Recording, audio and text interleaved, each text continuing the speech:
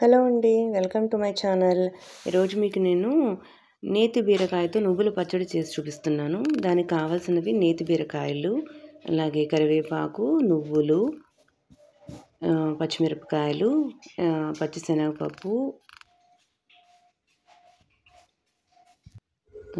నువ్వులు, కొంచెం వేరుశనగ గుండ్లు, అలాగే కొంచెం ఎండుమిరపకాయలు, పచ్చిశనగపప్పు, అలాగే చామినపప్పు కూడాను. చూస్తున్నారు కదా.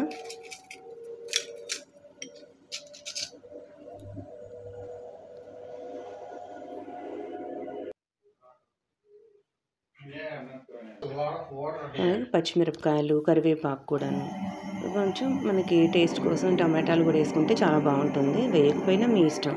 చింతపండు, కొంచెం ఇంగువ, అలాగే కొంచెం తాలింపు గింజలు కూడా. కొంచెం ప్యాన్లో నూనె వేసుకొని వేడి చేసిన తర్వాత దాంట్లోనే కొంచెం పచ్చిశనగపప్పు, జీలకర్ర, ఎండుమిరపకాయలు, చామినపప్పు కూడా వేయించుకోవాలి. దాంట్లోనే అవి వేగిన తర్వాత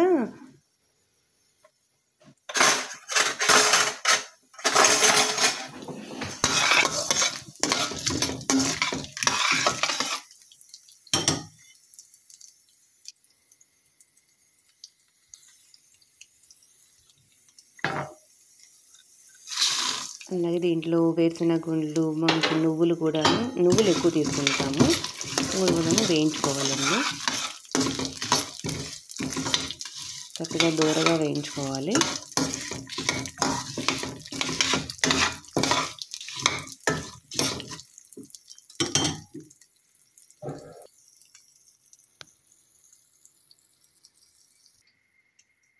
దాంట్లోనే కొంచెం పసుపు, కొంచెం ఇంగువ, పింక్ సాల్ట్, మీరు వాడేది పింక్ సాల్ట్, ఏ ఉప్పైనా వేసుకోవచ్చండి మీ దగ్గర ఉన్నది.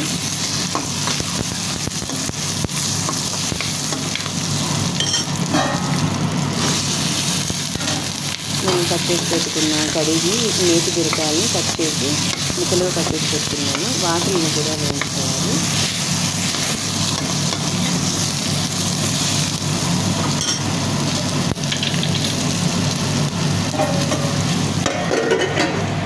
మూత పెట్టుకుంటే తొందరగా మగ్గిపోతుంది.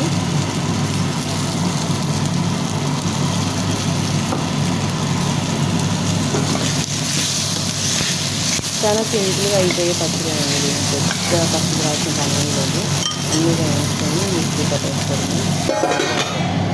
ఇష్టం ఉన్న వాళ్ళు రోట్లో కూడా నూరుకోవచ్చు. తర్వాత నీటి బీరకాయలు వేసిన తర్వాత అలాగే టమాటా ముక్కలు కూడా వేసుకున్నాను.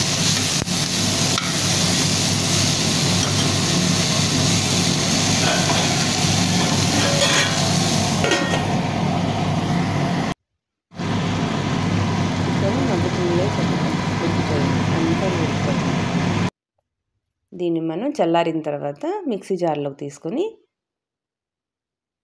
కొంచెం మంచిగా గ్రైండ్ చేసుకోవడమే అండి.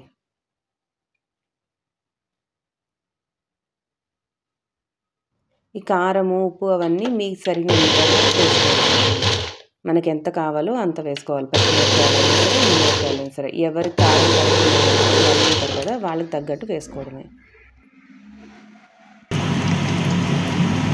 దీంట్లో తాలింపు